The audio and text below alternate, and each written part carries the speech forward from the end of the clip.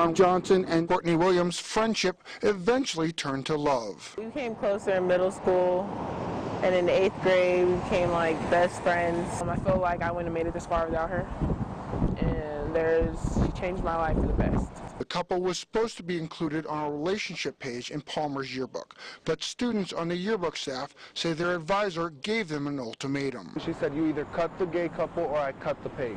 A District 11 administrator says the page was cut because it violated the district's policy concerning public displays of affection. I've seen the pictures, and I honestly think there was no PDA.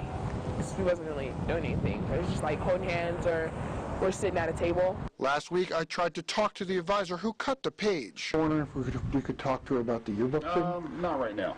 And even left a message. We just wanted to get your side. She didn't want it, but Johnson and Williams did. They said they're grateful for classmates who have stood up for them. I thought they actually wanted to help. They were involved in it, and something I've never really seen coming from a student. It made me happy that they were standing up for us. No, that's not. Nope. Palmer High School yearbook editor Anna Carmichael cannot believe her eyes. This one was on here. These two were on here. This was on here. That was on there. I never saw that on there. District 11 releasing what it says is the relationship page that was allegedly cut because a lesbian couple was on it. This is the file that we recovered. This is the only file that was titled relationship page. The district using technology to give its side of the story. No one except the D11 technology team had access to the page to make changes, neither the teachers nor the students. As you can see, this page was not yet complete. It is still in a template file, but clearly shows public displays of affection, which is against both Palmer and District 11 policies. The problem, too much PDA. Lip-to-lip kissing in a hallway would not be, would be something that a principal would stop. But Carmichael and several of her student yearbook staff members say that is not so. She said that we cut the photo of the lesbian couple, or we were to cut the page. As far as Carmichael is concerned, this issue is not resolved. The work that he had finalized, the work that he had done, most recently, the one that was in dispute, was not what they had told him. I went looking for the owner of Sierra Iron and Metals to find out why the sheriff's office was accusing him of running a chop shop. I went to his work. We're looking for Jaime Gandara.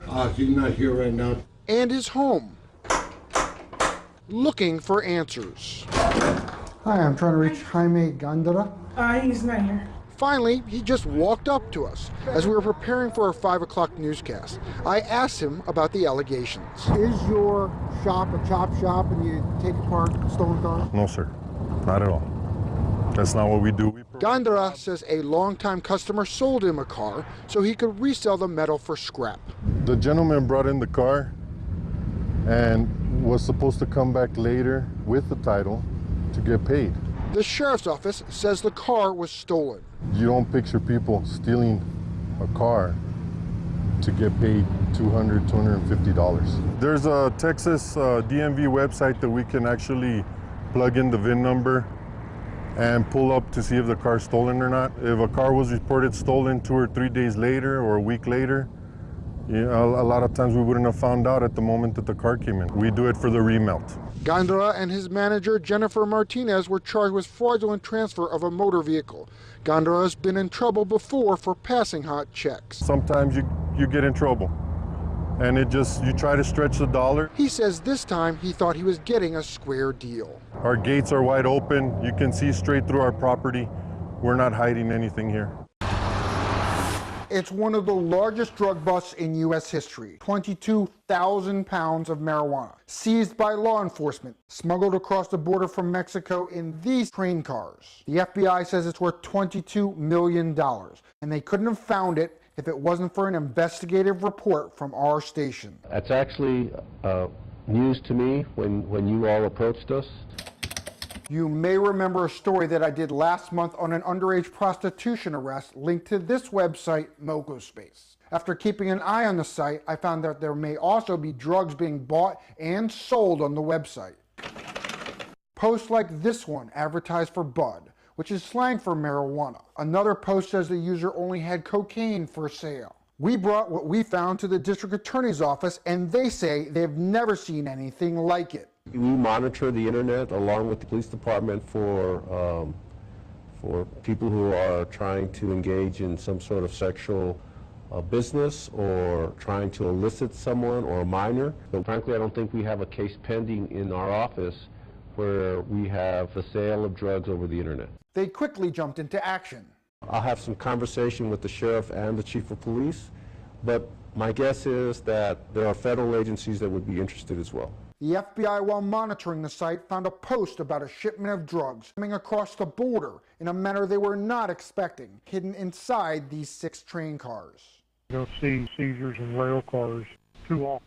The tanker had been leased and sent to a beer processing plant in Mexico, and it came back with the marijuana. Officials say these types of operations are the key to winning the war on drugs, stopping drugs from hitting the streets before they can ruin lives. We see families who are torn apart as a result of illegal drug use. Jason Arnold and his wife Christina live in a trailer surrounded by sewage.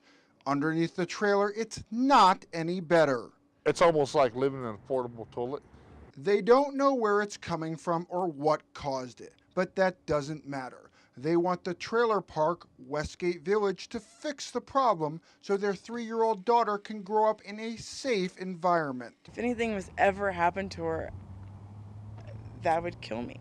That I wouldn't be able to go on living. If we get a notice that somebody's septic or having sewer problems on their house, that is top priority. Part of the problem on the outside is actually starting to seep inside the trailer. As you can see from these cracks here, the trailer is starting to separate and sink, meaning this family could soon be living among the sewage. Didn't believe I would actually fall through the floor, but I did, and I was not very happy about it.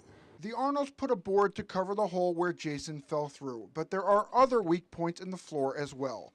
Westgate Village says the Arnolds haven't contacted them about any of the problems. We've never received any notice from them or any calls or anything in writing that they are having any kind of sewer problem or any damages to their house that need to be repaired.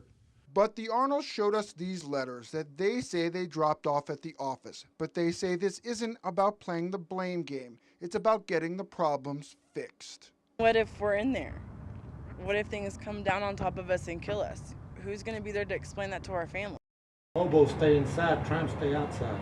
If you're homeless and you're lucky, then you wake up in a shelter where it's warm in the winter and cool in the summer. However, there are rules: no drugs or alcohol. If you want to live by your own rules, then you have to either scrounge together enough money for a hotel or live on the streets. Certain places like the Salvation Army, you have to be out by 6. However, here at the Big Blue House, there's no time for you to get out, but we're going to get up anyways and have breakfast like everybody else.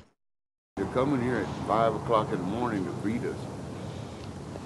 They're not making no dollars out of it. You know, we don't give them $1. Some of them don't even say thanks. They just walk out the door. Breakfast is served at the Church of Christ from 6 to 6:30, and a bag lunch is included. You just hope that can be enough to get you through the day. It used to be every 20 minutes you'd have somebody there. Everyone then heads over to Dottie's Lounge, where people stop off looking for day laborers, but work has been getting scarcer. There's a lot of people that don't want to work, and they can tell who wants to and who doesn't. And if they don't see anybody that's really willing to work and make the money and try to keep the job, then they're not going to stop. I wasn't really good at finding work, so after 2 hours of waiting, I decided to try panhandling with the help of a panhandling tutor who used to be homeless. Most people, when they get ready to panhandle, they need a cardboard box. If a knife is handy, that's good too. But most people, they rip them up, which I'm not really good at. And a permanent marker or a pen so that they can write what they're going to put on there, what they need. I wasn't very good at that either, so I headed to another reliable place to find a meal, the Salvation Army, Anybody can eat there, but not everyone can sleep there. You got a picture ID? I don't have an ID. Yeah, you gotta have a picture ID, man. That's our only requirement. The Salvation Army says they need a picture ID because they want to make sure they can find someone's relatives if something were to happen to you. However, with few other options, I return to the big blue house, ready to go to sleep and start all over again tomorrow. I'm really through. I just want to get clarification. No, you don't. You're pushing the envelope. And with that, Socorro spokesperson David Garcia took off his microphone and ended our interview. An interview in which we asked why city council members won't talk about their proposed annexation land plan approved in an emergency meeting last night. We have the actual right to annex. It's a process. We're following the process. If someone wants to be contentious about our process, it's their burden of proof, not ours. As we reported at 5, there were few protesters at the council meeting, probably because few people knew about its weekend posting found only online. Garcia believes nearby entities are on board. We negotiated with Clint. We found that we needed to move a piece out of there. We negotiated with Horizon. We found we needed to move a piece out of there. We negotiated with El Paso. We found we needed a piece out of there. We are not the belligerent activists that you think we are down here. You don't come into our home, you don't come into Socorro and attempt to tell us differently. That's Councilman Jesse Gondora Jr. last night. A judge has yet to decide if he and fellow council members legally hold office. If they don't, the land grab plan is for nothing, but just in case the council is moving forward. Here in Socorro, we're number one.